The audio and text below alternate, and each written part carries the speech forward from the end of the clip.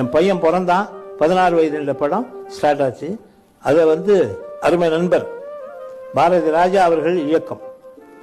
நாங்கள்லாம் ரொம்ப நண்பர்கள் இல்லையா, அதனால அவர் பூஜைக்கு எனக்கு கார்டு கொடுத்தாரு. பாடத்துக்கு கூப்பிடல, பூஜைக்கு வந்துடுயா படம் பண்றேன் அப்படின்னாரு. நானும் பூஜைக்கு போயிட்டேன்.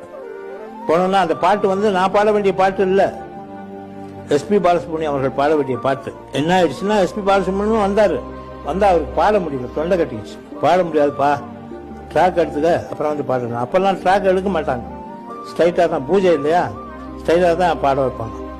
அப்போ யாரை பாட வைக்கிறதுன்னு புரியாம நான் வந்ததை பார்த்து இளையராஜா அவர்கள் சொன்னார், வாசுவை பாட வச்சிடலாம் ஐயா, ட்ராக் பாட்டோம் அப்புறம் பார்ப்போம் அப்படின்னு சொல்லிட்டு என்னை கூப்பிட்டு இளையராஜா சொன்னாரு, இது ட்ராக்குன்னு நினைச்சு பாடாத, உண்மையா நீ தான் பாடுறன்னு நினைச்சு பாடு, நல்லா இருந்துச்சுன்னா ஓகே ஆயிரும், உன் நேரம் அவ்வளவுதான் அப்படின்னாரு. சரி, பாட்டெல்லாம் கத்துக்கிட்டு நான் பாட ஆரம்பிச்சேன். என்ன பாட்டு, யாரோட பாடணும், பி சுசீலா அவர்களோடு பாடணும். டூயட், செவ்வந்தி பூ முடிச்ச சின்னக்கா. செவ்வந்தி பூ முடிச்ச சின்னக்கா அந்த பாட்டு தான் என்ன பட்டி துட்டிகளுக்கெல்லாம் விலாசம் காட்டிய பாட்டு. அந்த பாட்டுக்கு அப்புறம் தான் நான் ஒரு நிரந்தர பின்னணி பாடகன் ஆக்கப்பட்டேன். ஓய்வு ஒடிசெல்லாம் பாடுறேன் வரிசையா.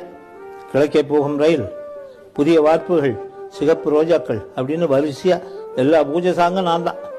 ஒரு மனுஷனுக்கு நேரம் வர வரைக்கும் தான் கஷ்டம்.